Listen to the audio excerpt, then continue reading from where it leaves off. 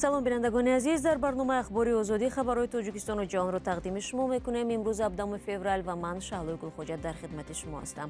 нахуст номгӯи мавзӯъҳои рӯз. пешрафти тоҷикистону қирғизистон дар ташхису аломатгузории минтақаҳои баҳси марзӣ байни ду кишвар. оҷонсии мубориза бо фасоди тоҷикистон мегӯяд раиси ноияи рашт дар қазияи ришваситонии раҳбари дастгоҳи ноия ҳамчун шоҳид бозпурсӣ шудааст. ва ёди аз Аловиддин Абдуллоев, ҳунарманди шинохтае ки бо рафтанаш дӯстдорони ҳаҷвро ба суг нишонд. хонаи охираташон обод. хеле афсӯс ки аз байни мо зуд рафт. вазири корҳои хориҷии тоҷикистон мегӯяд сиёсати кишвараш дар баробари ҳукумати Толибон тағйир накардааст. Сироҷиддин Муҳриддин 17 феврал дар ҳузури хабарнигорон гуфт, сарфи назар аз сиёсати онҳо нисбати Толибон, Тоҷикистон роҳҳои худро барои ирсоли кӯмакҳои башардӯстона ба мардуми Афғонистон боз гузоштааст. Барод Юсуфӣ ва Молу Раҷаб Юсуфӣ мегӯянд, дар нишасти вазорати корҳои хориҷӣ оиди ташхису аломатгузории марзи Тоҷикистону Қирғизистон низ суҳбат шудааст. тоҷикистону қирғизистон дар соли гузашта наздик ба 20 километри хатти марзи байни ду кишварро муайян карданд. Сироҷиддин Муҳриддин, вазири корҳои хориҷии Тоҷикистон, дар нишасти матбуотии ниҳоди зери раҳбарияш гуфт, ин дар пайи 7 мулоқоти гурӯҳҳои топографии Тоҷикистону Қирғизистон муяссар шудааст. Это описание приходится на районы Деваштич, Спитамен и Ҷабор. این منطقه های معین شده به ناحیه های دوشتیج، سپیتامن و جبار رسولوی ولایت سغدی تاجیکستان و ناحیه لیلک قرقیزستان شامل می شود. در 1.5 سال اخیر جانب ها طرح معین کردن خط مرزی دولتی تاجیکستان و قرقیزستان را در طول 102 کیلومتر مشخص کردند. Госграницы протяженностью 102 километра. вазири корҳои хориҷии Тоҷикистон гуфт, дар маҷмӯъ 626 километр хатти марз миёни Тоҷикистону Қирғизистон таъину аломатгузорӣ шудааст.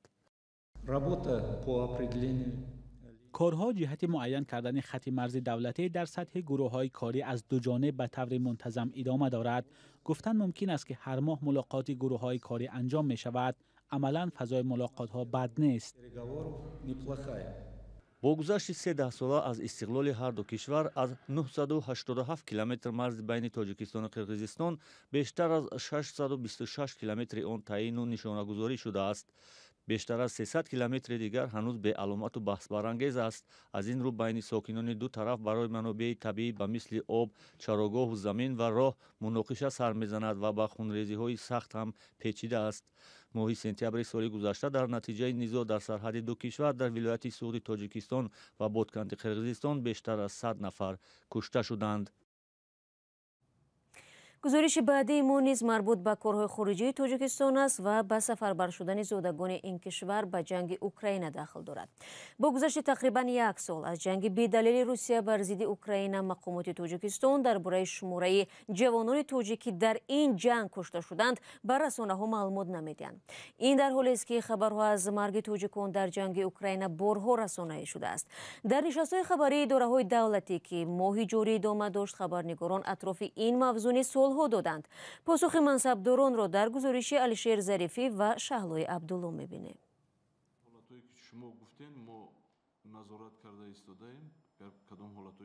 мақомоти Тоҷикистон дар бораи тоҷикони кушташуда дар ҷангҳои Украина ё омори маҳбусони тоҷик ки дар маъбасҳои Русия қарор доранд, маълумоти дақиқ пешниҳод намекунанд. марҳамат касе ки муроҷиат кардани аст оид ба гузаронидани ё овардани фарзандонашон аст, хешу таборонашон аст аз Федератсияи Россия ки дар маҳбасхонаҳои ин давлат қарор доранд, ба прокуратура муроҷиат кунанд, мо баррасӣ мекунем, мебинем. оид ба он ҳолатҳое ки шумо гуфтен, мо назорат карда истодаем. агар кадом ҳолатҳое шаванд, мо онро ҳатман ба қайд мегирем ва мавриди баррасӣ қарор медиҳем. не вазири умури хориҷии Тоҷикистон дар робита ба ширкати ҷавонони тоҷик дар ҷангҳои Украина гуфт, сафорату консулгариҳои кишвар дар ин самт корбарӣ доранд, то шаҳрвандони Тоҷикистон ба муноқишаҳо пайваст нашаванд. мардуми мо озод ҳастанд, як қисм кор мекунанд дар дигар кишварҳо, мехонанд дар дигар кишварҳо.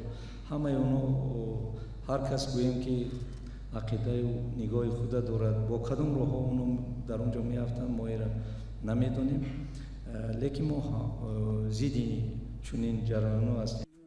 пурсишҳо атрофи ин мавзӯъ пас аз он садо дод ки дар чанд моҳи ахир марги шаҳрвандони тоҷикистон дар ҷанги Украина ки бархе аз онҳо дар маҳбасҳои Русия қарор доштанд, расонаӣ шуд. оё мушаххас ҳаст ки дар зиндонҳои Россия чӣ қадар шаҳрвандои Тоҷикистон ба сар мебаранд? албатта ин теъдод дар мо нест, ин теъдод дар вазорати корҳои дохилӣ мешавад. чанд нафар зиндон шудагӣ. мо расман ба ин ваё рақамҳо вай надорем. курбарӣ надорем. чунин оморе ки шаҳрвандони мо дар маҳбасхонаҳои федератсияи Россия бошад хеле равон нест, чунки ин салоҳияти мо нест. вазири умури дохилии Тоҷикистон ҳам дар ин бора ба пурсиши хабарнигорон посухи комил надод. мутаассифона чанде аз нафар шаҳрвандони мо дар ҷангҳо иштирок кардагӣ ҷасадҳои онҳоро оварда шудааст. мо ин хел оморам нест, дар оянда гуфтем ки ҳамин хел омор ташкил кунем, ба ҳисоб гирем, сабабу омилҳошро омӯхта бароем. дар вазорати адлияи Тоҷикистон ки сарраёсати зиндонҳои кишвар зерсохтори ин ниҳод аст, суҳбат атрофи ин мавзӯъро салоҳияти худ намеҳисобанд. савола гуфтем аз рӯи ваколатваколати мо ба нест чанд нафар дар онҷо дар маҳбас ҳастанд. агар шумо дар назар доред ҳамкориҳо вобаста ба экстрадитсия овардани ваҳо, ин ваколати мақомати прокуратура саволтон метавонед ба онҳо диҳед. токунун исми 10 зиндонии тоҷик ки дар ҷанги Украина кушта шуданд ба радиои озодӣ маълум шудааст. пайвандони баъзе аз кушташудагон гуфтанд онҳоро маҷбуран аз зиндонҳои Русия ба ҷанги Украина бурданд. ҳуқуқшиносон амали мақомоти Русияро дар мавриди аз роҳи маҷбурӣ бурдани шаҳрвандон ё маҳбусон ба ҷанги Украина хилофи қонунҳои байналмилалӣ медонанд. мақомоти тоҷик пас аз як моҳи оғози ҷанги бедалели Русия зидди Украина бе гирифтани номи кишвари мушаххас ширкат дар ҷанги кишварҳои хориҷиро ҷиноят дониста буданд.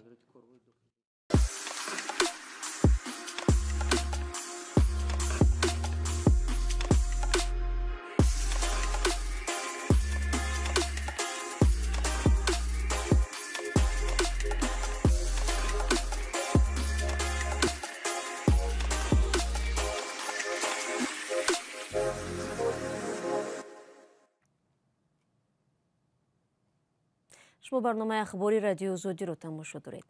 аҷонсияи назорати давлатии молиявӣ ва мубориза бо коррупсия қазияи боздоштии раиси дастгоҳи ноҳияи Рашт ва бозпурсии раиси ҳукумати ин ноҳияро тавзеҳ дод.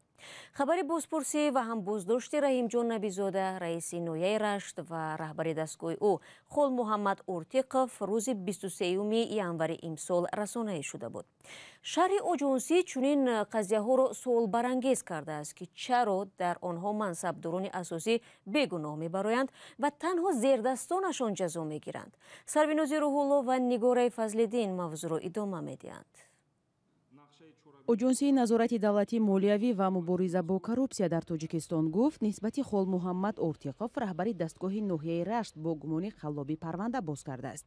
ӯ ба гирифтани 100 000 сомонӣ гумонбар аст. роҳбари дастгоҳи раиси ноҳияи Рашт барои соdir намудани ҷинояти қаллобӣ бо моддаи 264 банди б кодекси ҷиноятии ҷумҳурии Тоҷикистон барои гирифтани маблағ дар ҳаҷми 100 000 сомонӣ паррандаи ҷиноятӣ оғоз карда шуда тавфиқ пешакӣ паррандаи ҷиноятӣ идома дод. барои ба вазифаи мудири маориф шӯъбаи ноҳияи Рашт таъин намудани Аббозода яъне ки ҷиҳати пешбарӣ намудани номзадию маблағи мазкурро барои қаллобӣ гирифтааст. ҷаримаи маъмурӣ ин мақомдори аҷонсӣ гуфт алайҳи раиси ноҳияи Рашт парвандаи ҷиноятӣ боз нашудааст ва хабари боздошти Раҳимҷон Набизода ба он рабт мегирад ки вай дар доираи парвандаи раиси дастгоҳи ин ноҳия бозпурсӣ шудааст.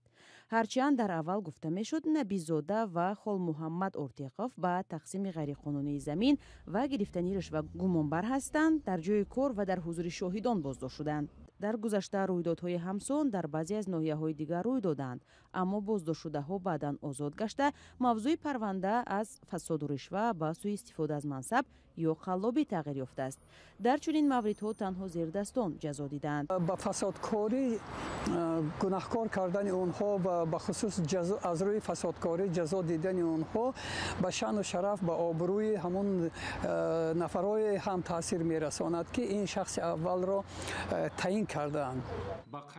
аҷонсии зидди фасод ҳамеша мавриди интиқоди коршиносон будааст. гуфта мешавад он асосан кормандони хурд ва сатҳи поёниро боздошт мекунад, вале мансабдорони баландпоя ё наздикони онҳо раҳо карда мешаванд. ҳамчунин аз набудани шаффофият дар кори онҳо низ шикоятҳо садо медиҳад. аз ҷумла боздошт шудани раиси ноҳияи Раштро дар рӯзи паҳн шудани хабар аҷонсӣ расман хабар надода буд. Сарвинуз Рухулло, Нигораи Фазлиддин, Озодӣ, Душанбе. барномаро идома медиҳем ва меравем ба ҷануби Тоҷикистон. Расо як соли пеш дар ҳамин рӯз қалби Аловиддин Абдуллоев, ҳунарманду ҳаҷвнигори шинохтаи Тоҷикистон дар 57-солагӣ аз тапидан боз монд. ӯ аз худ даҳо намоишномаи театрӣ ва филмҳои ҳунарӣ ба ёдгор гузошт. ҳамкорону дӯстон бо ёдоварӣ аз ин ширинкори маъруф мегӯянд, ҷои Аловиддин Абдуллоев ҳам дар саҳнаи театру кино ва ҳам дар дили тамошобинон холӣ аст. آخرین برنامه شوخی‌های علاوالدین، اجرای ترانه عاشقانه و چند نقش مرکزی در یک نمایش با ثبت که خاص علاوالدین عبداللهیف، هنرمند مردمی تاجیکستان بود. این صحنه آخرین هنرمند در بینای تئاتر عطا محمدجانوف شهر باختر ثبت شده است. تئاتری که علاوالدین عبداللهیف سالها رهبرش بود. آتاخان سعیدزاده یکی از شاگردان علاوالدین عبداللهیف بود. داشتن تمامی آن سفرهای هنری که می‌برآمدیم از خود چیزی می‌گرفتن از اونجا. هر یک منطقه میشد، چی در منطقه رشت بودیم، چی در منطقه بدخشان بودیم، چی در وادی حصار بودیم. راستی هر چیزی که هر سخنی که مال همون منطقه هست، سخن‌های یعنی که دهاتی همون منطقه است، همون چیزا میگرفتند و از همون منطقه هر صحنه‌ای که میساختن حتما که همون سخن استفاده میبردن و بسیار هم شیرین میبرآمد. علاوالدین عبداللهیف حدود 30 سال پیش به گروه هجوی در شهر باختر پیوست. همون لحظه های وزنینی دشواری، یعنی بعد از جنگ برادرکش بود، ما یعنی که مقصد گذاشته بودیم که بین مردم رفتم، مثلا با سفرهای هنری خود یعنی که بین مردم برآمد کرده، با صحنه های هجوی خود دل مردم، روح مردم را باید شاد کردیم. رسا یک سال پیش رشته عمر علاوالدین عبداللهیف کنده شد. روشان شد بود، خانه آخرتشان بود. خیلی افسوس که از بین ما زود رفتن. هنرمند و هجومنگار شناخته تاجیک در شهر باختر زادگاهش فوتید.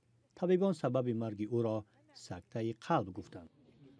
علاوالدین عبداللهیف چند سال رهبری تئاتر و بعداً سردار ریاست فرهنگی ولایت بود. مقامات در ختلان، قصر فرهنگ و مرکز اطلاعاتی شهر باختر را به نام علاوالدین عبداللهیف گذاشتند. در حکومت باختر گفتند قرار مجلس وکیلان شهر روز 27 دکبر قبول شد. ریاست فرهنگی ولایت در یک نشست خبری گفت که تصمیم دارند نیم پیکره علاوالدین عبداللهیف را نیز در نزد این بنا گذارند. شومی امروز از زیر ترمه در شهر خوروغ جسدی دانش دختر از نوعی اشکوشیم را پیدا کردند. به همین ترتیب شماره هلاک شده ها در شهر خوروغ به 15 نفر رسیده است.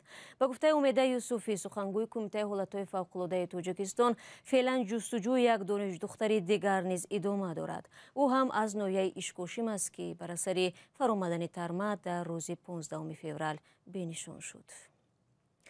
در همین حال روز جمعه 17 فوریه 11 روز بعد از آفت طبیعی، پلیس ترکیه خبر داد که باز دو مرد زنده را از زیر خرابه‌های شهر حطای بیرون کشیدند. بر اثر زمین جنبی 6 فوریه در ترکیه و سوریه بیش از 43,000 نفر به هلاکت رسید.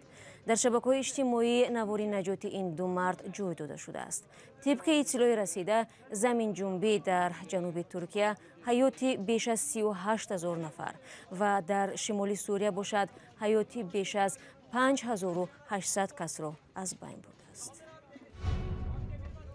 امید می‌بندیم که چنین فلاکت‌ها رخ ندهند. با سپاس به شما بینندگان عزیز که تا این لحظه برنامه ما را تماشا کردید. در این ثانیه‌ها برنامه را به پایان می‌بریم، ولی خبر و گزارش‌های نوترین چون همیشه در وبسایت ما و هم صفحه‌های رادیو آزادی در شبکه‌های اجتماعی گذاشته می‌شوند. در دو روز آینده از آن برایتان استراحت با فراغت می‌خواهیم. خود را احتیاط کنید و خدا نگهدار هر یک شما باشد.